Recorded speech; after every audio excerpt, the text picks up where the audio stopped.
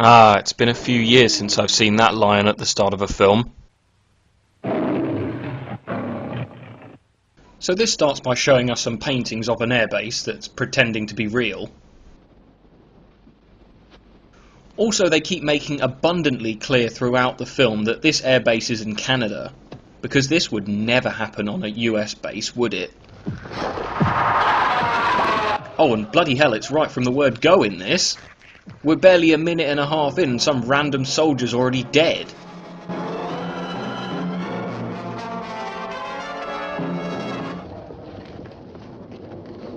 Check that fat guy out, munching away on a huge bagel. And anyway, why is this Major so concerned about the dead soldier? They've got the body, so it's finished. Finished? Yeah, I wouldn't bet on it.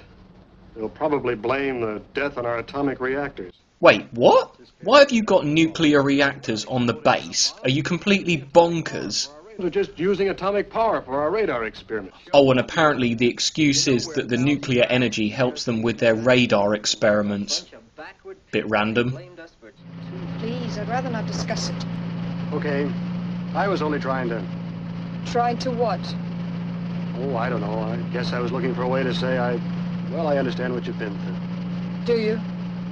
What the heck? I'm human. We're all human here. We're not monsters from outer space. That is totally unfunny. Why is she laughing? Ooh, 2,500 miles on radar. That's pretty good. And what a surprise, it's being used to spy on the Russians. If we can keep this equipment working right, we can watch those Russians 24 hours a day right in their own backyard. We can spot any plane, any missile, anything that's airborne.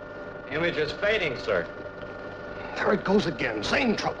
Actually, what made me laugh is the controller at the desk, who has no emotion in his voice whatsoever. He just sounds like a robot. Okay, Sergeant. Increase to 2,000 miles. Increasing range to 2,000 miles, sir.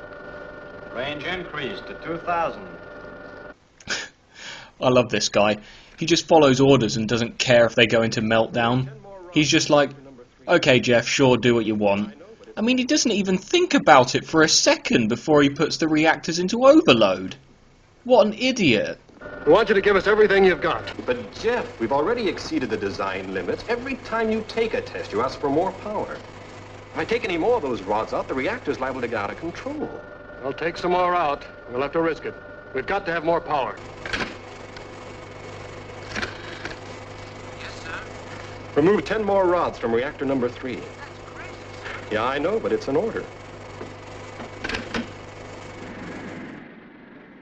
Then we're with an old couple on a farm. The old lady goes into the barn and...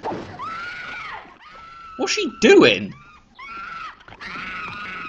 And the old guy does it as well because his wife made it look so much fun. And they die. I opened the skull to investigate and found this. The brain, it's gone. Yes. Sucked out like an egg through those two holes. That's not all. The entire spinal cord is missing. But It's incredible. it's as if some mental vampire were at work. Priceless comment, Jeff. Absolutely priceless. Let's watch that again. The entire spinal cord is missing. It's as if some mental vampire were at work. It's as if some mental vampire were at work. Major Cummings had the best explanation so far. Mental vampire. That's rubbish. Later, Major Jeff has a punch-up with a random guy for no reason at all. Where have we seen a guy called Jeff having a punch-up before? Oh yes, Plan 9 from outer space. You see? Your stupid minds. Stupid. That's all I'm taking. That was a great day. What an epic film. Then the mayor gets killed by something invisible. A bunch of guys in hats go off in search of what's been killing people. Jeff goes to see a legendary professor, who I can't remember the name of, so we'll call him Professor Sherlock. I need your help, Professor. Anything you say, just name it. Well, this is the 4th death in the space of a few days. And a guy called Gibbons disappears from the search party in the woods. Where are you? Gibbons! So an emergency town meeting is called, And who walks in but Gibbons, looking and sounding like he's been in the pub all day. Gibbons! And what true horror film wouldn't be complete without a trip to the graveyard, where Jeff gets locked in a mausoleum after discovering Sherlock lurking around. The reactors got mashed up, and so no one can shut them down. Sherlock reveals he has created some form of invisible creatures through experiments on his mind. It's completely retarded, but great as well. I now know that I have created a mental vampire. A fiend. It's as if some mental vampire were at work. That's rubbish. Anyway, this guy randomly dies. Oh, and our favourite slacker working on the reactors dies as well for no reason at all. And the reactors go into critical.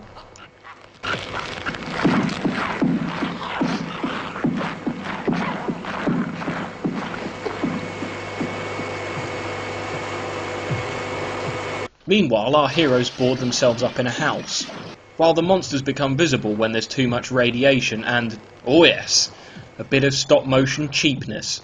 You gotta love stop motion even if it is a bit dated.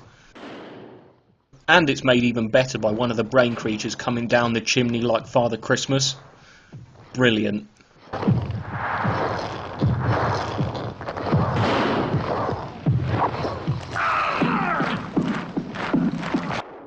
Jeff decides to go it alone and shut down the reactors. Sherlock tries to act as a decoy by trying to control the creatures, but to no avail, and he dies.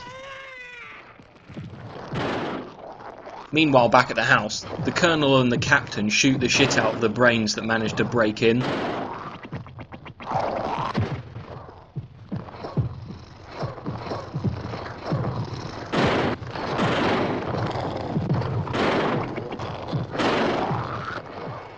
Jeff sets some explosives. Everything blows up. The brains melt. Right. And we have the obligatory cheesy ending. Well, I reckon we owe it to you, Major. And it strikes me you are setting a very good example.